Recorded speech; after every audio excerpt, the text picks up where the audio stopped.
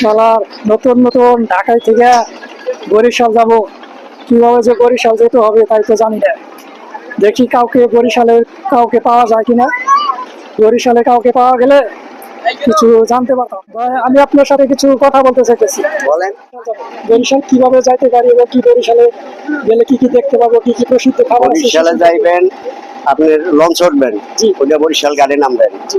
নামি আপনার কোন জায়গায় যাইবেন? বরিশাল কোন জায়গায়? বরিশালে আমি যাবো, আপনি কোন জায়গায় যাইতে চান? আমি বরিশাল যাবো, আমার এক আত্মীয় আছে, আত্মীয় বাড়িতে যাবো। আত্মীয় বাড়ি যাইবেন? তা যাইবেন না, আপনি এই যে বরিশাল যে আত্মীয় বাড়ি যাইবেন, আমাকে এলাকায় যাই একটু ঘুরে ঘুরে দেখবেন। জি, জি, এই যে আমি যে এত দূর থেকে বরিশাল থেকে যাবো, তো মানে গিয়ে কি কি দেখতে পারবো বা কি কি প্রসিদ্ধ খাবার আছে বরিশালে? আপনি যদি আটকার করিয়ে না যান, এ জায়গায় পেয়ারা বাগান আছে, পেয়ারা খাইতে পারবেন। হ্যাঁ, তারপর আমরা আমরা আমরা আছে যা ভালো, আমরা খাইতে পারবেন। আবার মনে করেন আপনি ওই জায়গা শহরের ভিতরে অনেক জায়গায় ঘুরে ঘুরে ভালো ভালো জিনিস দেখতে পারবেন।